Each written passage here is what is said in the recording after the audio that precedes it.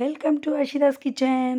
இன்றைக்கி அஷிதாஸ் கிச்சனில் நம்ம என்ன பார்க்க போகிறோன்னா, திருநெல்வேலி ஸ்பெஷல் வத்த குழம்பும் அதுக்கு காம்பினேஷனான உருளைக்கிழங்கு புட்டும் தாங்க பார்க்க போகிறோம். வாங்க வீடியோக்குள்ளே போகலாம். இப்போது வத்த குழம்பு வைக்கிறதுக்கு என்ன பண்ணலான்னு பார்க்கலாம். ஃபஸ்ட்டு கடாயை அடுப்பில் வச்சுட்டு அதில் கொஞ்சமாக எண்ணெய் விட்டுக்கலாங்க. தேவையான அளவு மிளகாய் வத்தல் போட்டுக்கலாம். போட்டு நல்லா வறுத்து எடுத்துக்கலாம். மிளகாய் வத்தல் கொஞ்சம் வறுத்ததுக்கப்புறம் அதில் கொத்தமல்லி கொஞ்சமாக சேர்த்துக்கலாங்க. விதை கொத்தமல்லி கொஞ்சமாக போட்டு அதையும் நல்லா வறுத்து எடுத்துக்கலாம். கொஞ்சமாக வறுத்ததுக்கப்புறம் கருகாத அளவுக்கு நல்லா வறுத்து எடுத்துக்கணும். அதில் கொஞ்சமாக மிளகு, ஜீரகம், வெந்தயம் ரொம்ப கம்மியாக போட்டுக்கலாங்க. போட்டு நல்லா அதையும் ஃப்ரை பண்ணி எடுத்துக்கலாம். மிளகு நல்லா வெடிக்கிற வரைக்கும் விட்டுட்டு நல்லா ஃப்ரை பண்ணி எடுத்துக்கோங்க. இப்போ அதில் 1½ ஸ்பூன் அளவுக்கு தேங்காய் துருவல் சேர்த்துக்கோங்க. அதையும் நல்லா வறுத்துடணுங்க.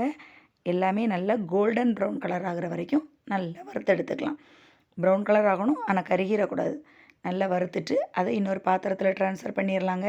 இப்போ மறுபடியும் அதே கடாயை வச்சு அதில் கொஞ்சமாக எண்ணெய் விட்டுக்கலாங்க.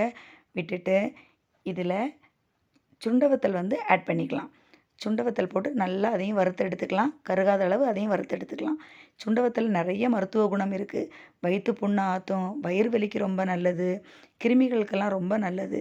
அதனால் பிள்ளைங்க சாப்பிட மாட்டாங்கங்கிறதுக்காக அதை முழுசாக நிறையா போடாமல் கொஞ்சம் இதை குழம்புல நம்ம அரைச்சி சேர்த்துக்கலாம். இப்போது அதை நல்ல ஒரு பேஸ்ட்டாக ஃபைன் பேஸ்ட்டாக அரைச்சிட்டு வந்துடலாங்க.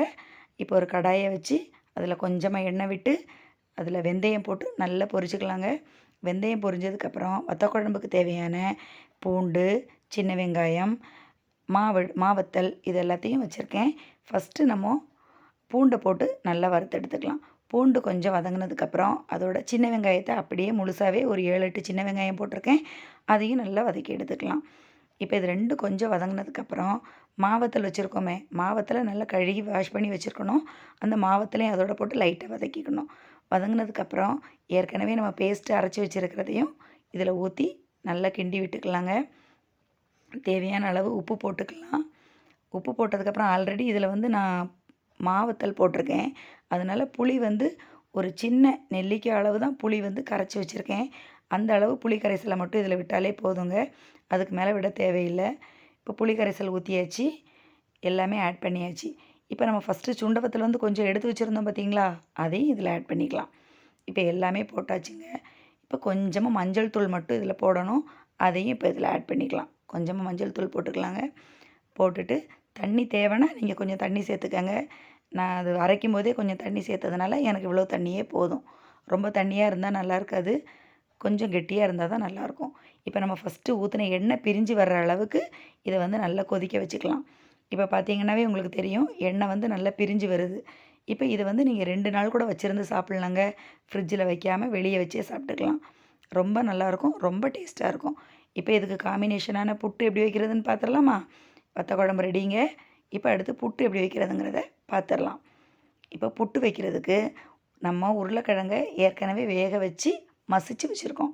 ரொம்ப மசிக்கக்கூடாதுங்க, கொஞ்சம் உதிர வச்சுக்கணும். அதுக்கப்புறம் ஒரு கடாயை வச்சு கடாயில் கடுகு, உளுத்தம்பருப்பு, அதுக்கப்புறம் தாங்க வெங்காயம் போடணும். நான் கடுகு, உளுந்தம்பருப்பு ஸ்கிப் பண்ணியிருக்கேன். ஏன்னா என் பொண்ணு அதை பொறுக்கி எடுத்து வச்சுருவாங்கிறதுக்காக நான் போடலைங்க.